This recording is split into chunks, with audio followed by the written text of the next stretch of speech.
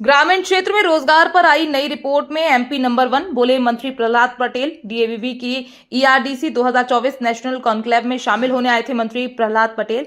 ईआरडीसी 2024 national conclave में दिए गए युवाओं को नियोक्ता बनाने के मंत्र।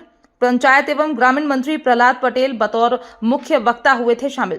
रूरल क्षेत्र नौकरी के बदले नियोक्ता बनने के महत्व पर दिग्गजों ने अपने अनुभव साझा किए। डीएवीवी कुलपति डॉक्टर रेणु जैन ने भी मंच से अपने अनुभव साझा किए। प्रदेश के मंत्री प्रहलाद पटेल ने बताया, उद्यमिता मनुष्य के भीतर हुनर की तरह होती है। हमारे यहाँ पलायन नहीं था, नौकरी जैसे शब्द नहीं थे। सरकारी नौकरी को लोग दोयम दर्जे का कहते थे। हाल ही की रिपोर्ट में ग्रामीण रोजगार के मामले में एमपी नंबर 1 है। प्रतिष्ठा को बढ़ाया है, बल्कि नए के मूल्यांकन में भी अपना योगदान दिया है।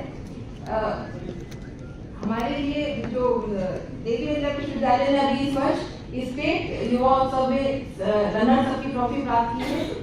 एआईयू द्वारा जो जितने भी प्रोग्राम हुए उसमें राष्ट्रीय युवा उत्सव में बहुत सारी टीम से भाग लिया, जिसमें 3 स्वर्ण 4 रजत और 1 कांस्य पदक प्राप्त हुआ है। डीएससी के द्वारा अभी हमें एक नया प्रोजेक्ट मिला है, जिसमें कि C2S कंप्लीट टू स्टार्टअप से हम लोगों को चिट टू स्टार्टअप के द्वारा हम लोग एक इंक्यूबेशन सेंटर को भी स्थापित करने जा रहे हैं। इसमें पूरे भारत में 30 संस्थान को चुना गया था, उनमें से हमारा विश्वविद्यालय भी एक है। इसके अतिरिक्त हमारे यहाँ EMRC द्वारा 2 नए मूव कोर्सेज का निर्माण किया गया है। स्वयं प्रभा चैनल के माध्यम से प्रसारण किया जा रहा है। आज ही मुझे पता चला है कि हमारा जो विश्वविद्यालय है G20 के जो हमारे प्रोग्राम, जिसमें हमारे पूरे देश को अध्यक्षता रही पूरे साल, उसके अंतर्गत यूनिवर्सिटी कनेक्ट प्रोग्राम के अंतर्गत हमारी यूनिवर्सिटी को पूरे देश की 25 यूनिवर्सिटी में से एक चुना गया है। और हमारी यूनिवर्सिटी मध्य प्रदेश की यूनिवर्सिटी में पहली यूनिवर्सिटी। सारे लोगों ने उनकी तारीफ की, बहुत अच्छे अधिकारी थे और 7 साल वो अपने रिटायरमेंट के बाद भी वहां रहे। तो चले गए, लेकिन कोई अधिकारी इस प्रकार में रह गया। चीजें जब बदलती हैं, ये प्रकृति का अपना रास्ता है, नियति को कोई बदल नहीं सकता। आपको आज ये तय करना है कि आपको जीवन कैसा चाहिए। ऐसा नहीं है कि हमारे मनुष्यों ने लिखा नहीं, हमारे मनुष्यों ने लिखा है। आज भी हमको लोग प्रेरणा देने वाले लोग हैं। हमें गलतफहमी में नहीं रहना चाहिए। ये तो हमें तय करना है कि हमें कौन सा रास्ता क्या करना है।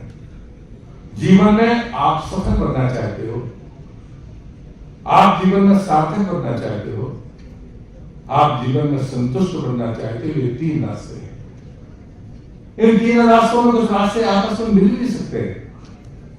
अगर आपकी सार्थकता, आपकी सफलता एक है, तो आपको दुनिया में यश से कोई रोक नहीं सकता। आपकी सार्थकता और आपकी संतुष्टि और आपकी सफलता का एक हो जाए, तो दुनिया में बड़े लोग होते हैं, देश में नहीं। दुनिया कोई भी आपके यश को रोक नहीं पाएगी। मैं जिद कर दे सकता हूं, हम किसी भी परिस्थिति में, लेकिन हमको अपने मापदंडों के बारे में सोचना होगा कि सफलता किसे कहते हैं। सफलता कहते हैं उसको जो समाज अपने मापदंडों के भीतर हमको तोलता और नापता है। सार्थकता क्या कहती है? सार्थकता वो कहती है जो समाज के मूल्यों के साथ आपकी प्रतिष्ठा को कायम कर दे, वो सार्थकता है। लेकिन संतुष्टि इससे बिल्कुल अलग है। मैं जीवन के अभाव के बावजूद भी अपने मूल्यों के साथ जीकर अगर खुश हूं, तो ये संतुष्टि है। इसे कोई और नहीं दे सकता। न ये आयात हो सकती है, न इसे कोई धन दे सकता है। मैं तो कालों से कहता हूं कि साथ हमारे परिवार के भीतर ये परिस्थितियां हूं। उद्यमिता व्यक्ति के भीतर हुनर के तौर पर रहती है। हम अपने आसपास के संसाधनों के आधार पर हम स्वयं के स्वावलंबन और समाज के स्वावलंबन की तरफ सोचने का जो काम है वो उद्यमिता है। और ऐसा नहीं है कि हम कोई सिर्फ काल्पनिक बातें करते हैं। उसी का परिणाम था कि हमारे यहाँ पलायन नहीं था, नौकरी जैसे शब्द नहीं थे, हमारा स्वाभिमान और सम्मान नंबर 1 पर होता था। लोग सरकारी नौकरी को दोयम दर्जे की बातें कहते थे। ये हमारी संस्कृति रही है। इसलिए उद्यमिता हमारे आत्मनिर्भरता और स्वाभिमान के लिए बहुत ज़रूरी है।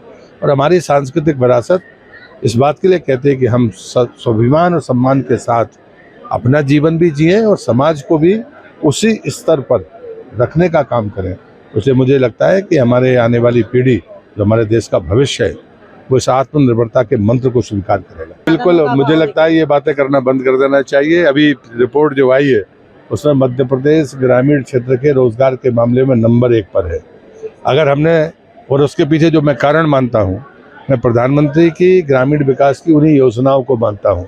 जब आप मकान बनाते हैं तो ये सिर्फ मकान नहीं बनता है, वो एक मजदूर से लेकर एक इंजीनियर और ठेकेदार तक को रोजगार देता है। और इसलिए मुझे लगता है कि आत्मनिर्भरता का मतलब है कि हम पैसे को अगर गांव की तरफ भेजेंगे तो गांव के लोग शहर की तरफ नहीं आएंगे। हाँ, जिनकी ज़रूरत है उनका उपयोग हो सकता है, उनकी मेधा का, उनकी क्षमता का, उनके हुनर का। अन्यथा मैं मानता हूँ हमारा परिवेश एक आदर्श परिवेश है। प्रधानमंत्री ने यही बात कही है कि जो एक समर्थ व्यक्ति के पास हो, तो गरीब से गरीब के पास हो, मकान हो, दुकान हो, गैस हो, शौचालय हो, आयुष्मान का कार्ड हो। अगर वो संपन्न नहीं है तो सरकार उसकी जवाबदेही लेगी। नल का पीने का पानी मेरे पास है तो उसके पास हो। तो मुझे लगता है इसमें कहीं एक रूपता में कमी आपको दिखेगी नहीं।